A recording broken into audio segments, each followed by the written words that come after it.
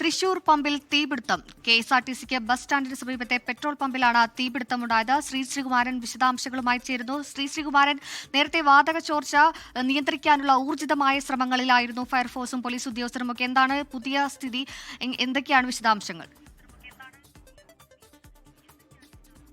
ഇപ്പോഴും വാതക ചോർച്ച പൂർണ്ണമായി പരിഹരിക്കാൻ കഴിഞ്ഞിട്ടില്ല. ഇപ്പോൾ CNGയുടെ അധികൃതർ വന്നിട്ടുണ്ട്. അവരാണ് ഈ മേഖലയിൽ പൂർണ്ണമായി വാൾവൊക്കെ ഓഫ് ചെയ്തുകൊണ്ട് നമ്മൾ ആ ദൃശ്യങ്ങൾ ബിനേഷ് ബാബുരാജ് നമ്മുടെ ക്യാമറമാൻ പ്രേക്ഷകർക്ക് മുൻപിലേക്ക് കാണിക്കുകയാണ്. തൃശ്ശൂർ നഗരമാണ്. ഏതാണ്ട് ഈ പ്രദേശത്തെ വാഹന ഗതാഗതം KSRTCക്ക് തൊട്ടടുത്ത് തന്നെയാണ് ഈ ഒരു മേഖലയുള്ളത്. ഇന്ത്യൻ ഓയിലിൻ്റെ പമ്പാണുള്ളത്. KSRTC അടക്കം സ്ഥിതി ചെയ്യുന്ന മേഖലയാണ്.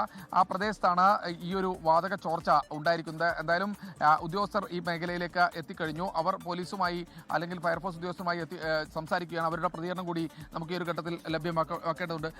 ഇത് പൂർണ്ണമായി സർ ചെയ്തല്ലോ അല്ലേ? വാൾവൊക്കെ ക്ലോസ് ചെയ്തു. പെട്ടെന്ന് ഇങ്ങനെ സംഭവിക്കാനുള്ള കാരണം എന്താണെന്ന്? വാൾവ് ക്ലോസ് ചെയ്തിട്ടുണ്ടായിരുന്നില്ല. ഇപ്പോൾ ക്ലോസ് ചെയ്തതാണ്. കണക്ടിവിറ്റിക്ക് നമ്മൾ ചെക്ക് ചെയ്തിട്ടുണ്ടായിരുന്നില്ല. അത് ക്ലോസ് ചെയ്തായിരുന്നു. ഒരാൾക്ക് കൈക്കെന്തോ ചെറിയ പൊള്ളലൊക്കെ ഏറ്റെന്ന് പറയുന്നു.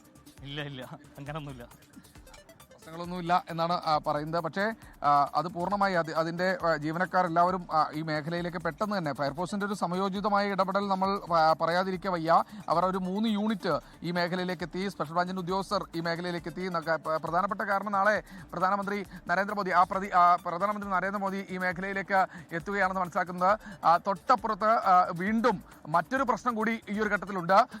ഒരു കത്തിക്കുത്ത് ഈ മേഖലയിൽ നടന്നിരിക്കുന്നു എന്നാണ് മനസ്സിലാക്കുന്നത്. പ്രതിയെ കൊണ്ട് പോലീസ്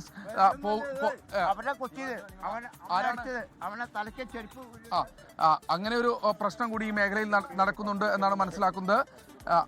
എന്തായാലും ഈ പ്രദേശത്ത് മറ്റൊരു പ്രശ്നം കൂടി ഉണ്ടായിരുന്നു. അത് എന്തായാലും പെട്ടെന്ന് തന്നെ പോലീസ് ആ മേഖലയിൽ ആളുകളെ പൂർണ്ണമായി മാറ്റിയിട്ടുണ്ട്. എന്തായാലും ഈ വാതക ചോർച്ച നടക്കുന്ന സമയത്ത് തന്നെയാണ് തൊട്ടപ്പുറത്ത് KSRTCയുടെ സമയത്തൊരു സംഘർഷം കൂടി നടന്നിരിക്കുന്നത്. എന്തായാലും ജീവനക്കാർ അത് പൂർണ്ണമായി പരിഹരിക്കുമെന്നാണ് പ്രതീക്ഷിക്കുന്ന ദൃശ്യങ്ങളാണ് നമ്മൾ പ്രേക്ഷകരുടെ മുൻപിലേക്ക് എത്തിക്കുന്നത്. പൂർണ്ണമായ വാൾവ് പൂർണ്ണമായി അടച്ചു കഴിഞ്ഞു. ഇനി CNG ലീക്ക് ഉണ്ടാകില്ല എന്നാണ് പ്രതീക്ഷിക്കുന്നത്. മറ്റു തരത്തിലുള്ള പ്രശ്നങ്ങളിലേക്കൊന്നും പോകില്ല എന്നും ഈ ഒരു ഘട്ടത്തിൽ പറയുന്നുണ്ട്. പോലീസിന്റെയും ഫയർഫോഴ്സിന്റെയും സമയോചിതമായ ഇടപെടലാണ് വൻ അപകടം ഈ മേഖലയിൽ നിന്ന് ഒഴിവാക്കിയിരിക്കുന്നത്. നാളെ പ്രധാനമന്ത്രി നരേന്ദ്രമോദി 4 മണിയോടുകൂടി എത്തുകയാണ്. അതുതന്നെയാണ് ഏറ്റവും പ്രധാനപ്പെട്ട പ്രശ്നം. അതുകൊണ്ട് തന്നെ പോലീസും ഫയർഫോഴ്സും സമയോചിതമായി ഈ മേഖലയിൽ ഇടപെടുന്നു എന്നാണ് മനസ്സിലാക്കുന്നത്. അതുകൊണ്ട് തന്നെ എത്രയും പെട്ടെന്ന് ഈ ഇന്ധന ചോർച്ച വാതക ചോർച്ച പരിഹരിച്ചുകൊണ്ട് ഉള്ള നടപടികളിലേക്ക് കടക്കുന്നു.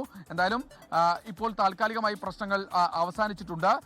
ഇനി അല്പസമയത്തിനും പ്രധാനപ്പെട്ട റോഡാണ് KSRTCയുടെ പ്രധാനപ്പെട്ട ഭാഗം. KSRTC ബസ്സുകളടക്കം മറ്റു മേഖലകളിലൂടെയാണ് കടന്നു പോകുന്നത്.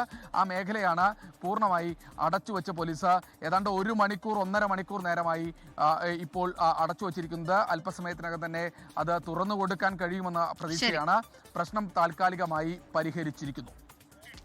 ശരി, ശ്രീകുമാരനാണ് തൃശൂരിൽ നിന്ന് വിശദാംശങ്ങൾ നൽകിയത്. തൃശൂർ KSRTC സ്റ്റാൻഡിന് സമീപത്തെ പമ്പിലാണ് തീപിടുത്തമുണ്ടായത്. തീ അണച്ചുവെങ്കിലും വാതക ചോർച്ചയുണ്ടായിരുന്നു. എന്തായാലും ഫയർഫോഴ്സിന്റെയും പോലീസിന്റെയും ഒക്കെ സമയോചിതമായ ഇടലിൽ അത് പരിഹരിക്കാനായെന്നാണ് ശ്രീജിത്ത് നൽകുന്നത്.